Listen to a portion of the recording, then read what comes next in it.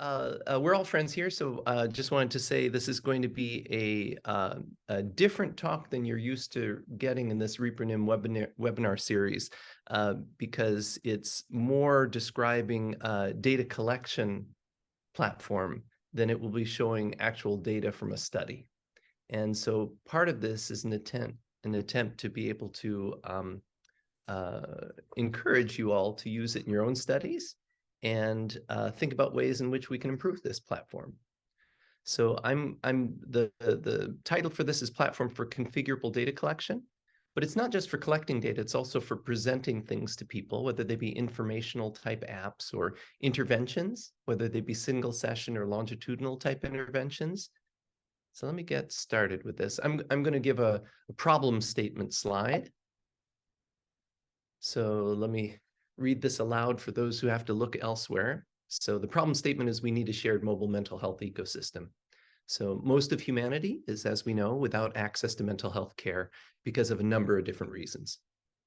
And so we have digital tools that promise broad access to different kinds of solutions in mental health. But as I like to say, there's an unregulated zoo of untested, insecure, health-related apps and devices in the app stores, misleading claims, opaque data use policies, limited customizability. So all kinds of problems in what sensible solutions exist.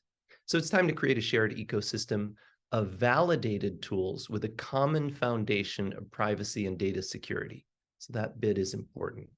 So the second problem statement slide, our goal is to create an open, configurable software platform so that a non-technical person, that is somebody who isn't skilled in software engineering or design, can build private and secure what we call applets, because they're all data-driven in a single app, as you'll see in a minute, so that anyone can get them from the app stores and build their own stuff.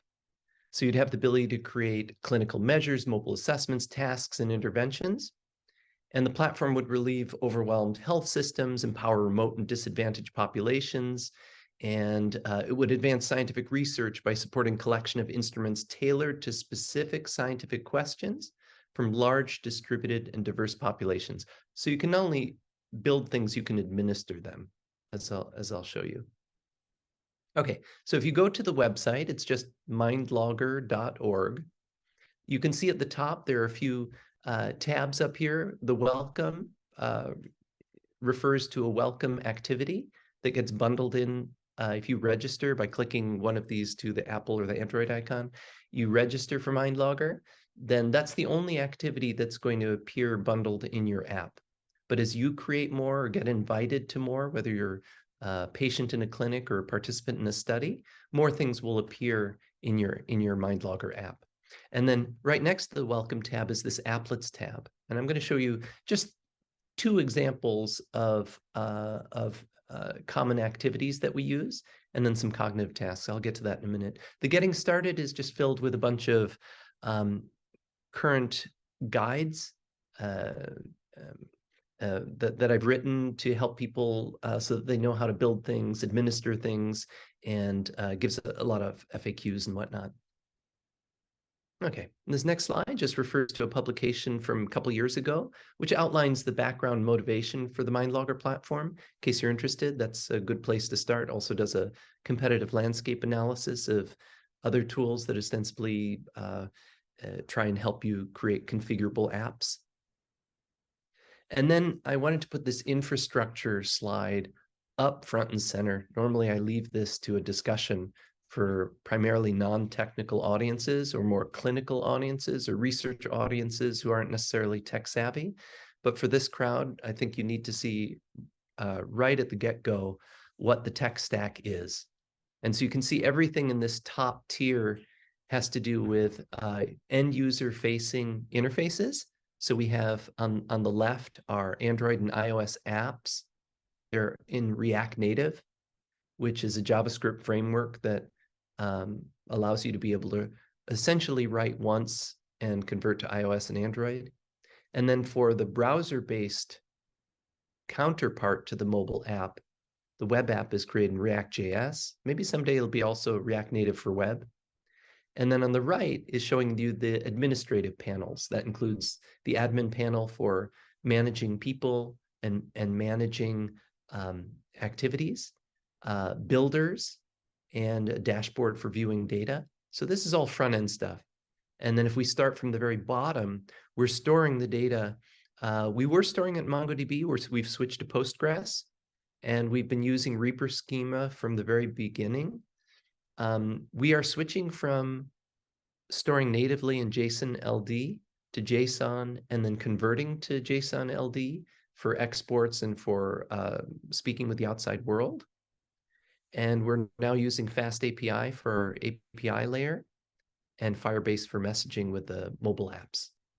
By the way, I should stop and say, if you guys have any questions whatsoever, I function best interactively, so I can respond to anything that you want to talk more about at any point. Arno, I'm just Yeah. curious for the reason why. I mean, you're telling us all those changes, and you have just very fast explanation for why changing from MongoDB to PostgreSQL, and why be native in JSON rather than JSON LD. Like, what's the couple of Yeah, so primarily efficiency, and I can give you a full backdrop on that separately, but we have there's a lot to cover here, but we have a new software agency who has been that's been tasked with a full refactor of the entire code base, and they're completing this refactor in a month and a half. They've been at it for months. And in doing it, they pushed back and made recommendations about how to make the whole system more efficient, more secure. And it turns out I mean, it shouldn't be a surprise that the metadata that the LD component of the linked data component of JSON LD can make things extremely verbose. And to move data around and to be able to access stuff, it's actually a lot more efficient if we just store it in JSON natively. And then as we need to link out to any linked open data or do anything in that realm, we can have a converter or translator.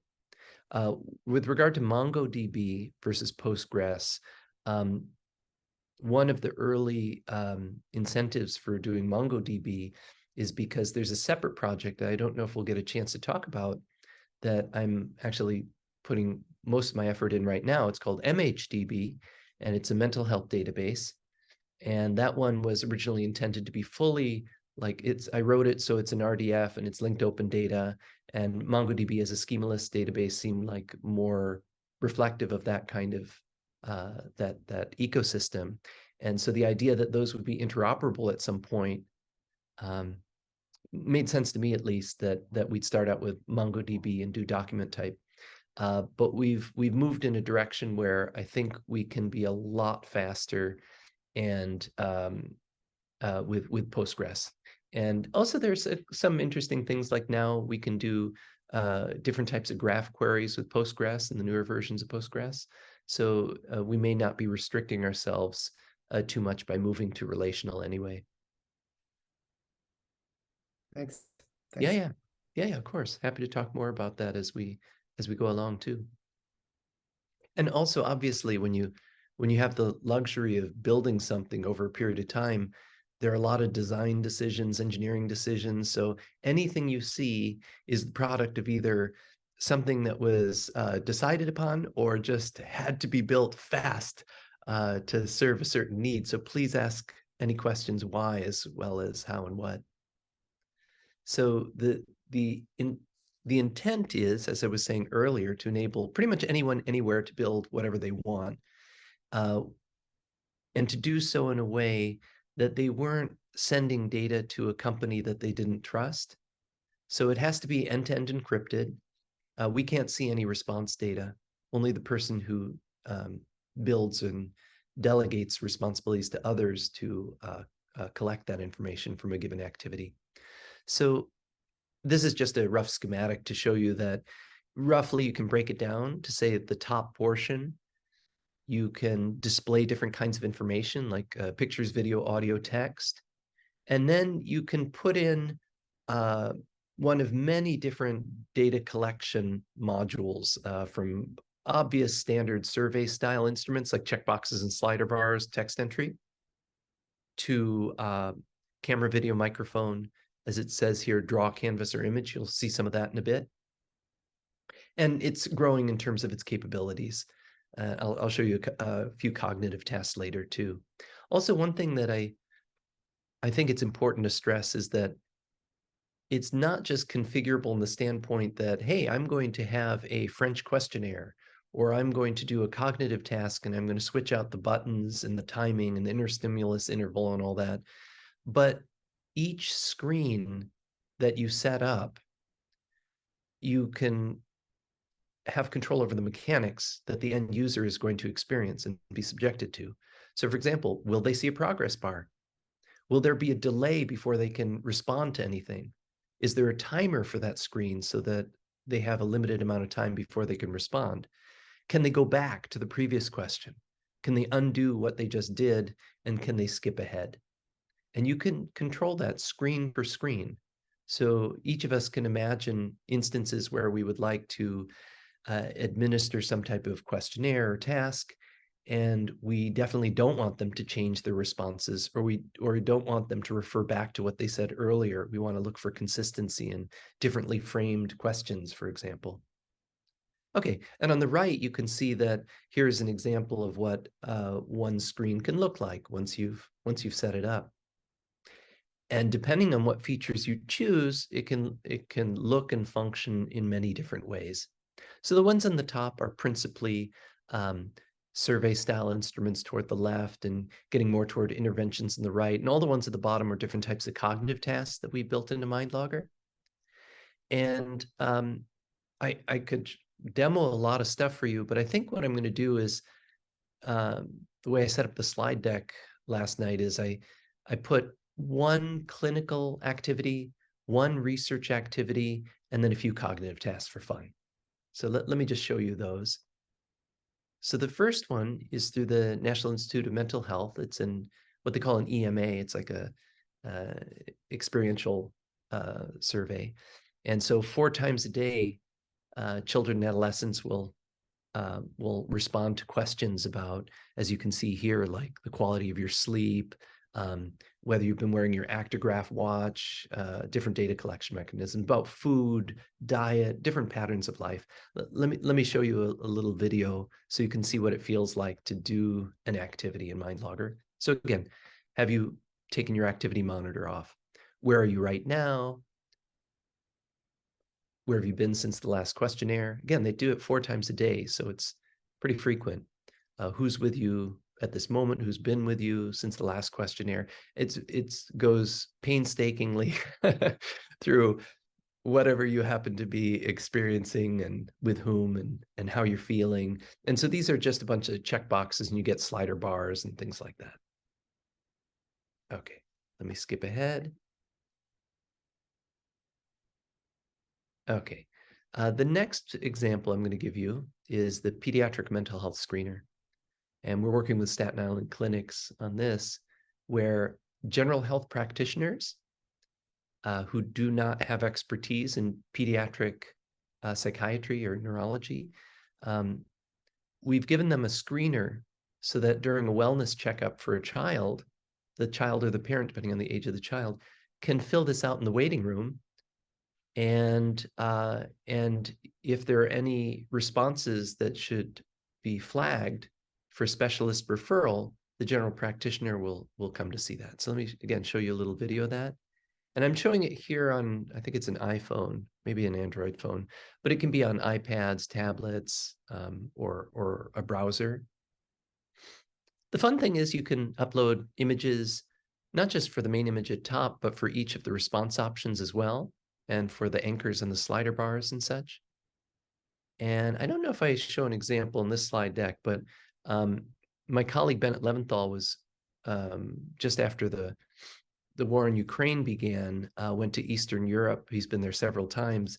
And for use for refugees, he went to present a version of this. And so our main QA, senior QA person, Natalia, works in the Ukraine. Sometimes she's been working on MindLogger from bomb shelters or from basement and with sirens running and everything. Very dedicated person.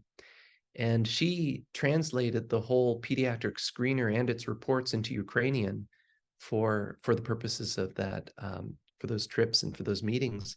I just wanted to show you here that for clinical purposes, less relevant to research, that alerts can be triggered depending on how people answer specific questions. And those alerts can show up on your dashboard, or you can get an email if you are the coordinator or administrator of this applet. And it'll generate reports, and you have an interface to configure how those reports should look. What scores should be presented? Should they be individual items? Should they be subscales or scales? And you can present the items themselves or just the results. Here's an example of that translated content. Okay, now let's move on to cognitive tasks. In this case, it's part of a large grant at the Nathan Klein Institute, Rockland Sample 2 study. It's a spanning lifespan, I think from probably age 5 to 85. And so we have created a number of special purpose cognitive tasks, and we're going to be making those configurable going forward. I hope we get to talk about that. So first, I just wanted to show you the protocol that they're trying to cover. You can see that there are lots of different assessments that they're running, just as we are in the Healthy Brain Network study. For those unfamiliar, it's healthybrainnetwork.org.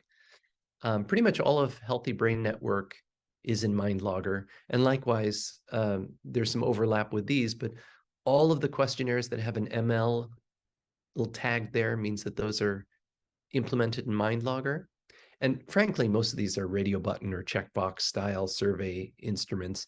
And so they are, I mean, they literally take minutes to an hour to put in MindLogger. So it's not that impressive, I think, to have a vast number of these, but it does take care to make sure you don't make any mistakes. And probably more difficult is to make sure that you do the scoring correctly, whether it be through some average or lookup table. That takes a little more time with MindLogger. So all the health development, wellness, substance use, behavioral concerns, environment exposure, internet media use, and some cognitive tasks as well. So here's an example where, oh, I have this covered up, sorry. But you can ask someone to draw on anything, draw anything. So you could ask them to do a clock dial drawing task or something that they're visualizing from memory or what have you. You just give them a blank canvas with a prompt. Or, as Anna McKay Brandt put together, you can simply upload an image of a symbol substitution task.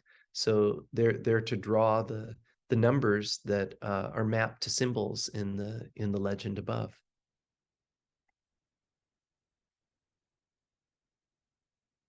And so here's an example of a blank canvas drawing task. This is a spiral drawing task.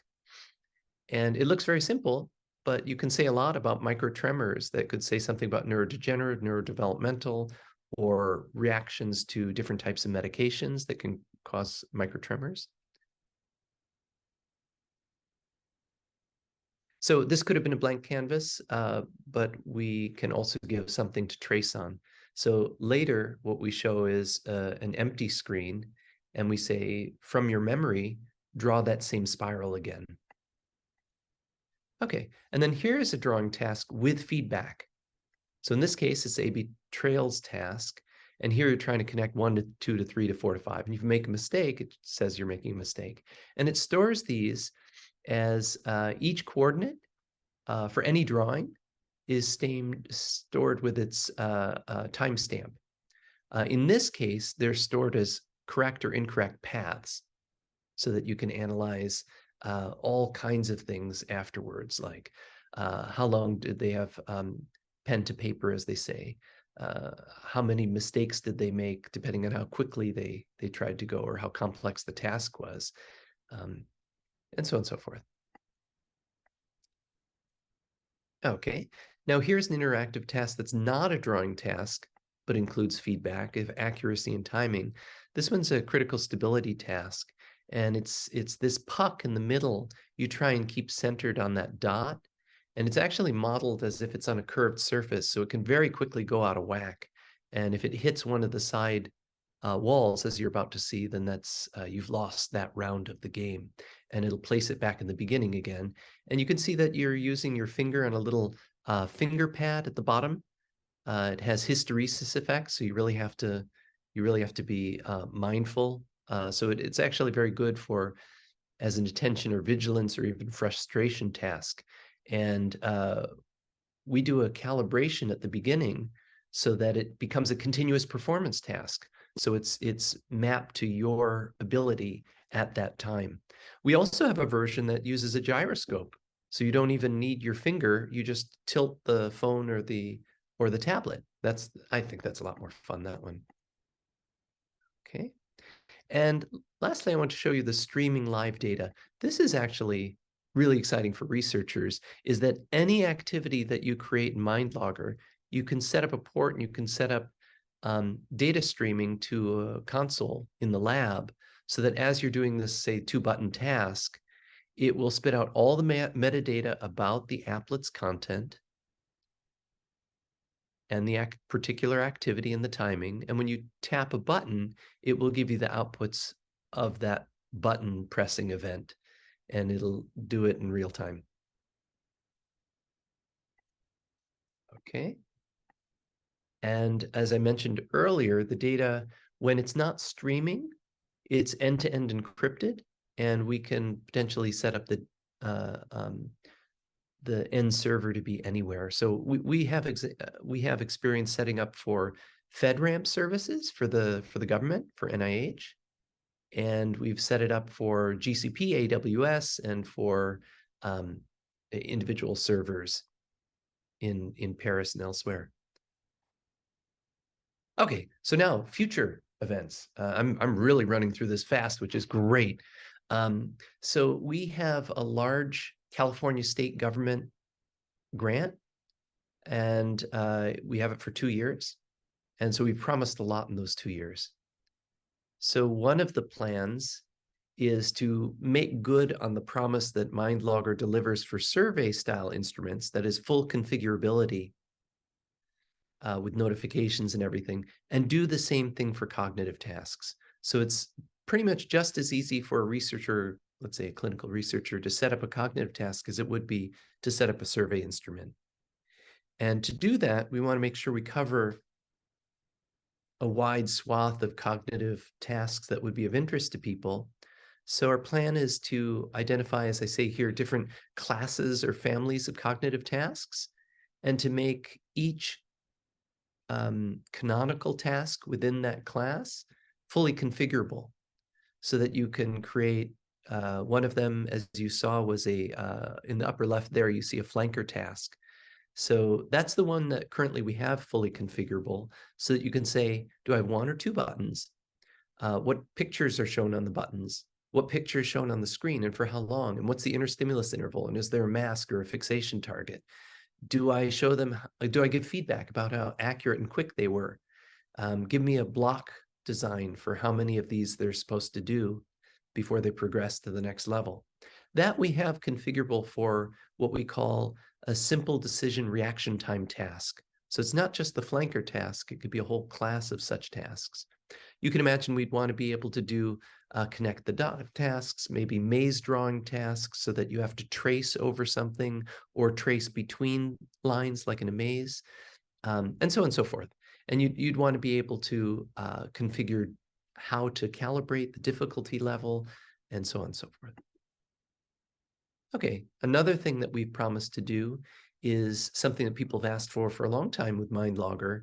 Is that's great that you have a little bit of sensor-based stuff on MindLogger, like you can record a photograph or video or microphone, and you have some gyroscope for one of your tasks. But what if we wanted to do passive or even event-driven monitoring of accelerometry, not just button press, but continuous location tracking, facial expression, eye tracking, voice analysis, maybe even gesture. And so we're going to be tackling each of these with partners. Actually, we're looking for partners for some of these on this list right now. Next, we also want to have to integrate wearable devices so that you can imagine that you're not just assessing from a device or assessing with an EMA or experiential sampling method with MindLogger, but that there's a closed loop there. So just as a rough example, you can imagine that your wearable device is tracking, let's say, heart rate, electrodermal activity, and an accelerometry, and you're sitting still, but you're very nervous because you're speaking in front of a group. And you could tell that, oh, well, gosh, the heart rate and the electrodermal seem to be very high, but the movement is almost perfectly still. So what does that say? Does that mean that the person is nervous? Are they having a panic attack? Are they thinking about something that's putting them in an aroused state? So you can ask those questions in MindLogger or do a follow-up. Provide context for biosensors that are unimodal or even multimodal. And we're also working on separate platforms that integrate augmented reality. And we have two very interesting ones that we're working with an agency, and they're doing a brilliant job to be able to try and have a child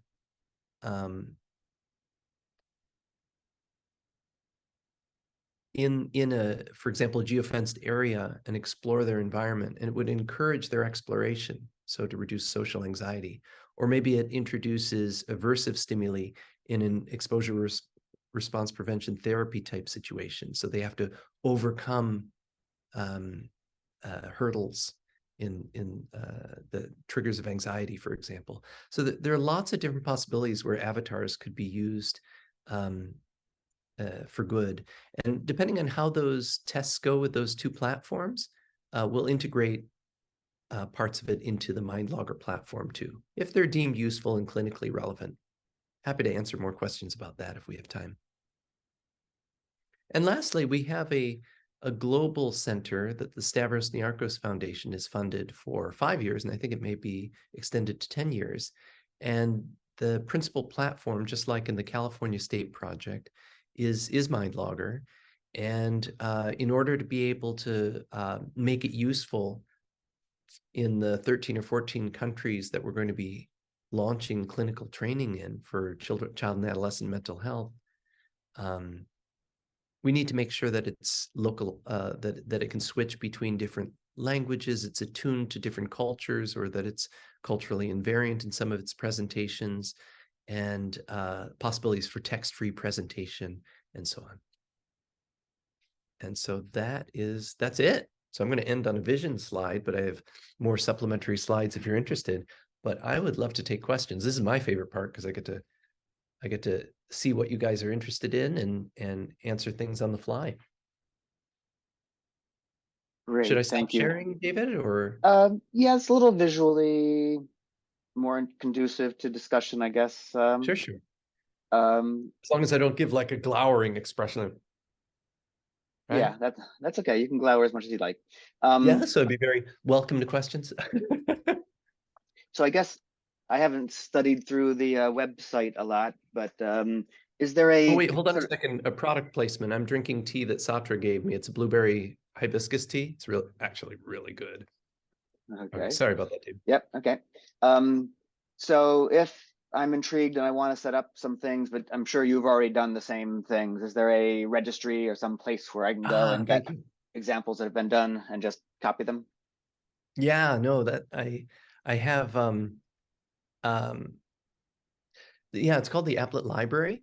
So the library is a place that it exists right now, but it's being completely overhauled. We have a full design that a great design team has created. That is it's like an app store. It's an ecosystem within which you can build and share different activities or applets. And I have dreams for expanding it so that you share more than just the activities.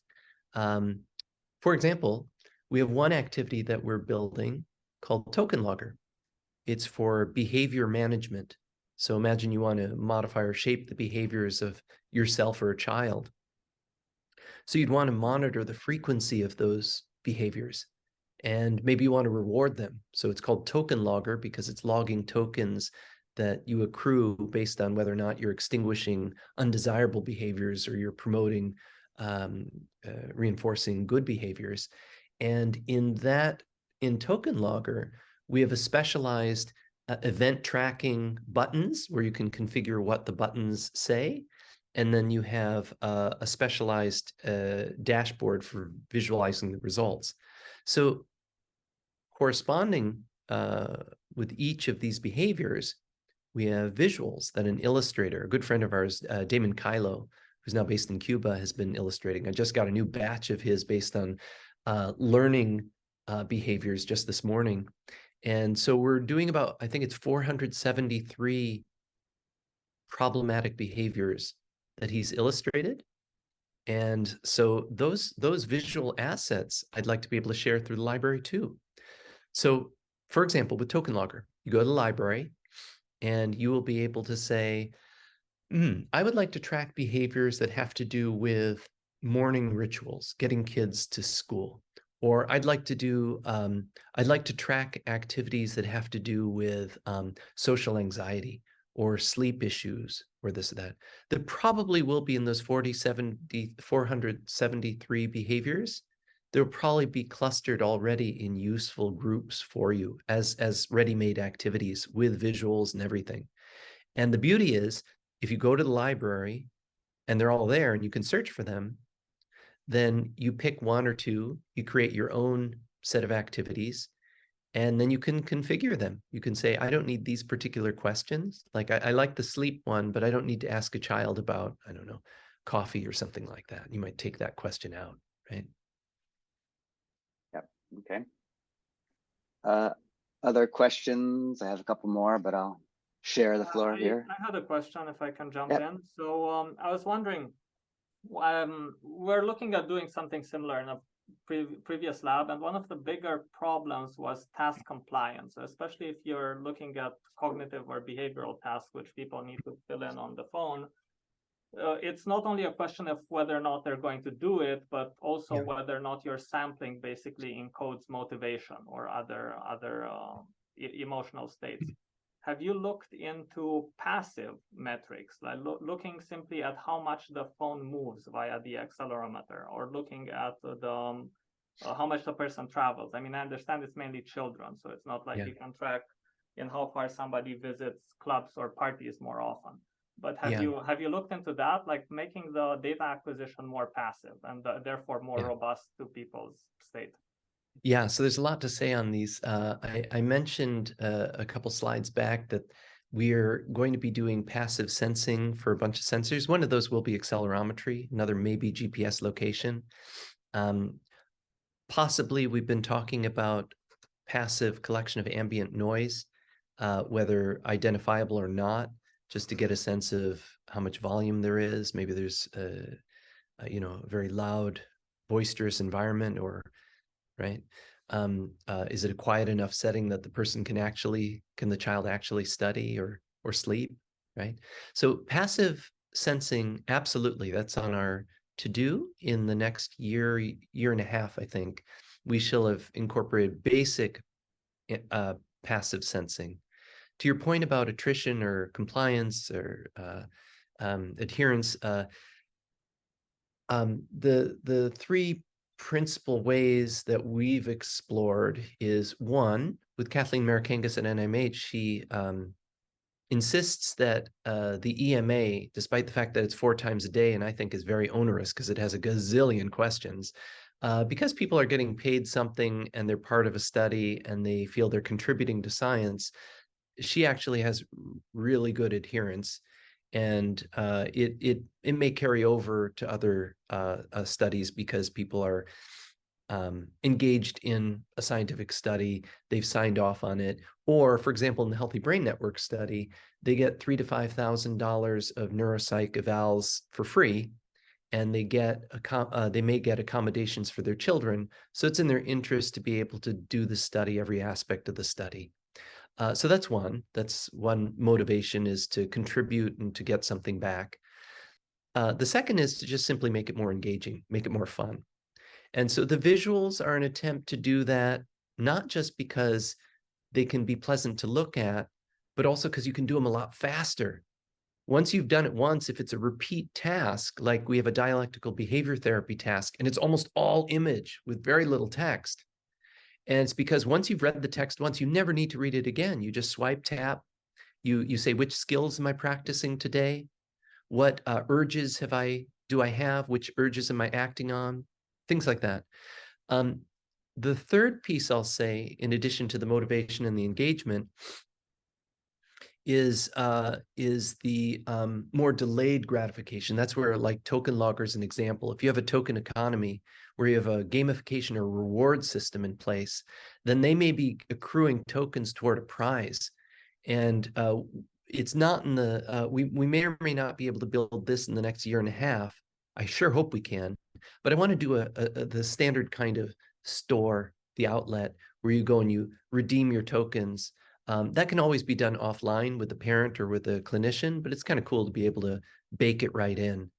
And to that point, I should say the augmented reality amps that up quite a bit, because the prototypes that I saw even last night from the group that's been creating some of the augmented reality assets and the design for the user flow. Oh my gosh, you build the avatar. I mean, that's not such a big surprise because you do that in a lot of games, but you build that avatar, the avatar interacts with you, and you're supposed to disclose, express your thoughts and feelings, your concerns. And when people invest their emotions in that way, even if it's not to a real entity, but it's ultimately to themselves or maybe to their parents or clinician, depending on how it's set up, it allows for them to get feedback and to track over time what all that input means. If you don't get anything back after, like it was more in Northwestern, who gave a great talk at TIPS a few years back, and he said, you know, of the dozen different mental health apps that we created through our portal, the most successful app or two apps change their content every week. Everything else that was static was not interesting. So now we're in the world with foundational models or large language models, chatbots, and all that kind of stuff. You can get a good deal of interactivity. You can give a lot of tailored feedback, and it's only going to get more rich. And I haven't even talked about what it would mean if you actually connected peers together and had them interrelate their experiences, not just as we're designing in, a clinician may be seeing some kind of synopsis of your mood over time and how and what urges you may have and what skills you've been practicing, and in-app notifications saying, I see that you've been responding in the following way. Don't forget to practice your something relaxation skills, right? Beyond that, you can imagine, like, you know, patients like me or other kinds of things where you have people who speak to one another through some forum and can learn from each other outside of a clinical setting. Because ultimately, these, what we're calling next generation digital tools, the real advantage of these tools is that you want to, as I said in my first slide, make sure that we get it out of the clinic. The vast majority of people in the world have no access to assessment, let alone care. So if you can get actionable stuff in people's hands, in their pockets, that's where it's really at. So we're also working with a group in Paris. Bennett Leventhal and I are working with Ellie Rotenberg, Anirudh Krishnakumar, and others to be able to build many, many guides for problematic behaviors. These would be include recommended strategies for teachers and parents principally. And you can imagine that if we have decent assessments, then we can give recommendations for what are refined assessments or interventions, or what guides with what strategies can we use to intervene in the classroom or at home that are outside of the app itself. So that's a great question. Thank you. And I tried to unpack it a bit, but each one of those threads we could take far. If you don't mind, I had one super Please. quick follow-up on the passive data acquisition. what's the status there with the manufacturer? Because when last I checked, particularly Google was very restrictive about location tracking, to the extent that getting the consent of the participant wasn't enough. You needed to basically have a contract with a company. Is this something which via the NIH you're able to navigate, or is this something a hope for the future to maybe solve at some point? That's a great question. In fact, I think it gets even more stringent than that, because when was it? Like a couple of years back, I think, even just getting accelerometry between Android and iOS, the newer versions, became very difficult. In fact, we had a collaboration with another group in Paris, and it killed the project because they had a certain time window within which they needed to change. And the very next Android operating system, which was the operating system they were using, did not allow them to be able to track certain sensors. And so if you build close to the metal versus in a framework like we're doing, then you have to juggle how much you can capture and how much the different app stores will permit you to capture, right? So what we're going to probably be doing is, we'll definitely be doing, is with that list of different types of passive sensor data that we want to capture, I am certain that that we're going to be restricted, if not technically, we're going to be restricted by which operating system allows us to get away with what for a given app. So let's say something very practical here, that MindLogger is an app. It's a web app and a cross-platform mobile app. And it's got an ecosystem like a library, and it's got an admin panel and everything. But the point is that let's say you sign up for one of my studies, or I invite you to a study, and you're not doing it anonymously through the web app, but you're actually registered user and you've got the app installed on your phone. You get a notification, you tap on the notification, it takes you to the question that I want you to answer, okay? For most people, they're just going to want to ask repeated questions. Most people are probably not going to be right now interested in tracking sensor-based data. And so it's going to be a little bit problematic if we want to be able to serve a large number of people's needs where they, depending on which activity they use in the library, the permissions are going to change. Yep. So does that mean we're going to have a slimmed down version and then a souped up version? These decisions we'll have to make later on.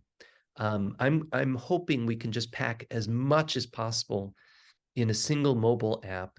You sign off on permissions as and when they occur. I mean, nowadays in iOS and Android, as you're opening up something, it will say, "Oh, will you permit location data or your microphone or this or that?" And so I'm hoping that those pop-up permissions will be all that will be required from a user experience. But in terms of getting things vetted through the app stores and whatnot, I don't know what that's going to entail for the upcoming releases. Okay. Yeah, I just want to bring it up because it's a no, absolutely. Believe me. That in order for you to be allowed to ask the user for the location, you'll need to have a discussion with the App Store beforehand. Yeah, and let's layer on top of that we have a contract with a computer security firm that specializes in GDPR compliance, right? So now we've got issues of, even if you're allowed to put it in the app, can you collect those data? Can you delete those data? Who can delete those data, and when and how? There are a lot of very practical questions about privacy and security. And I've erred on the side of trying to be as private and secure as possible. And yet I have a proposal that I've submitted to AWS has promised to allow any public data that's acquired from any activity that anybody builds with MindLogger to be stored in perpetuity for free on AWS. I mean, that would be amazing, right? For citizen science and public data gathering and everything. And we got it. But in order to be able to implement that, so there's a toggle switch and say, this activity I'm building, I want any bit of data that I capture with this from anybody, I want them de-identified, the people, but I want all those data to be publicly available. through this website, this kind of thing. To do that means that we have to we have to take the very private and secure platform we've created and just make it so that it doesn't do any of that, really. So there are a lot of questions around privacy and security that are very relevant right now as we're branching off in these different directions. Thanks. Other questions before I throw one more in there because I can? Yep, David.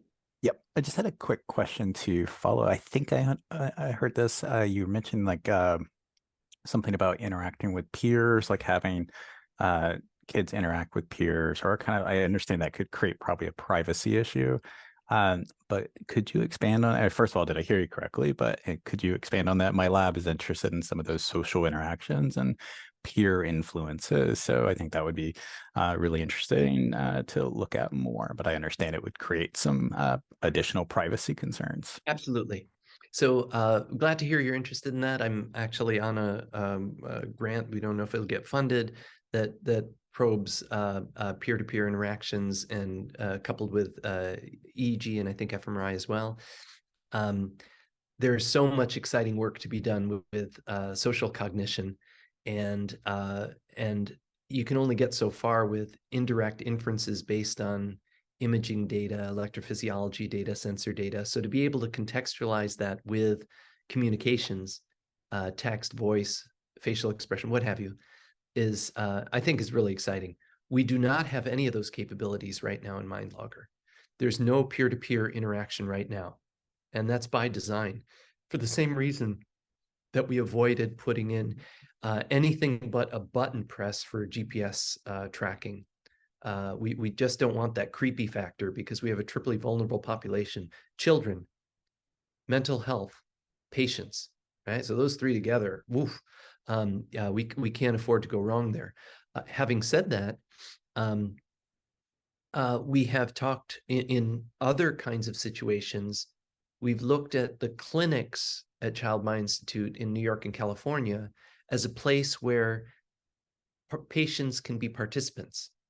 And so in that, you can imagine in a therapeutic setting, during a therapy session, there's a lot of data you could gather, audio, video, sensor-based, where we could track progress in therapy. And we could also, not just that, we could track the effectiveness of even a given mental health provider, honestly. And in those situations, and in assessment situations, we've been talking about different ways where there would be multiple MindLogger activities being used simultaneously. So imagine the following: a child is doing a task. A coordinator is observing the child doing the task. Each one is inputting different information.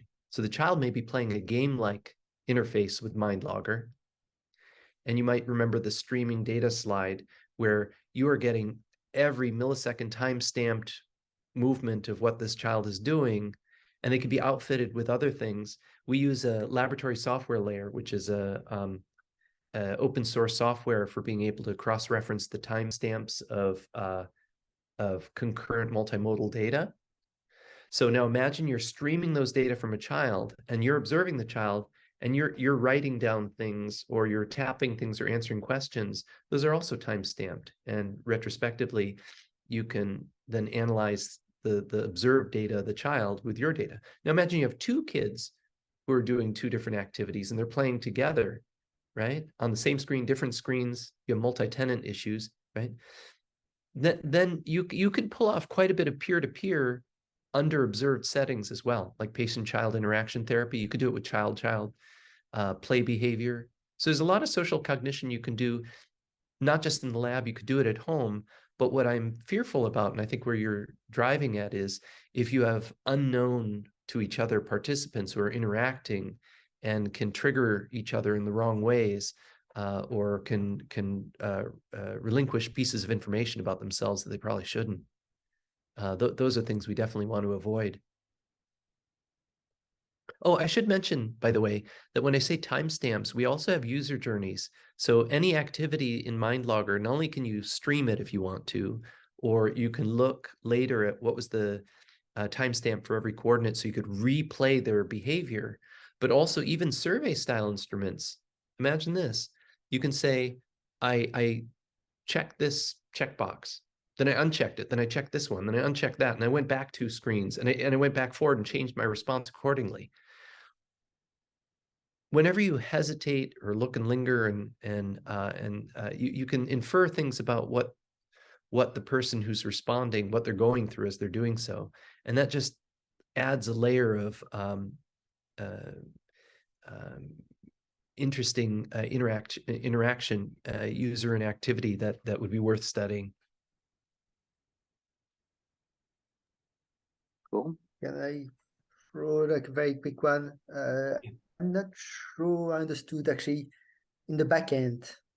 You know, are there any ways of actually interacting with APIs with that backend, or is Oh, sorry, yes.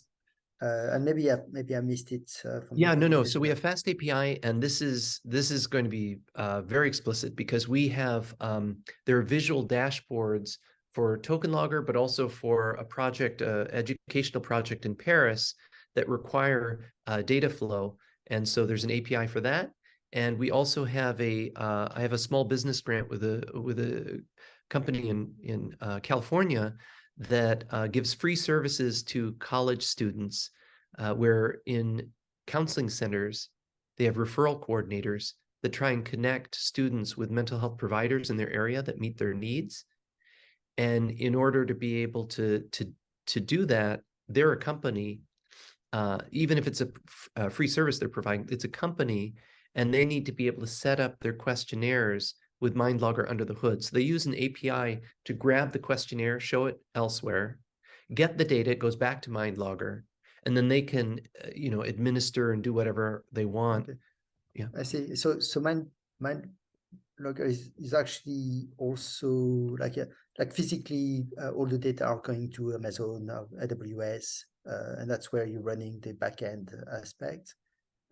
And if there is, for instance, issues like maybe like, you know, because of the GDPR, you need to actually, you know, put everything in Europe. You'll have to find, you know, an Amazon place in Europe, or you have to find another backend. yeah. So on the slide where I mentioned like FedRAMP and other kinds of special server environments, basically the encrypted data gets routed from CMI to the server that it needs to get to. And I believe that satisfies GDPR compliance. And if it doesn't, then we're going to do that differently, because it's all being very closely scrutinized by a computer security firm that does GDPR, HIPAA, COPA, and other kinds of compliance. Just amazing, Arno, the amount of things that has been built. Oh, thank you. No, we're really excited. And the API is interesting because there are a lot of things you could do with an API. So it's an open question right now whether or not some of the configurability would be done through an API or through the interface. I would prefer through the interface because APIs require some technical capabilities of the people who would want to be able to use it. Thanks so much. Of course. Thank you so much, Arno. That was fabulous. And we're so happy to have you, and we know how to find you. If we have questions and more things, we will continue to harass you mercilessly. Sounds good. And for the record, this is the last of our webinars for this spring. We will pick up again in October with a full October, fall, and spring next year sequence of lovely outside and inside presenters. So again, thank you so much, Arno, and thank you.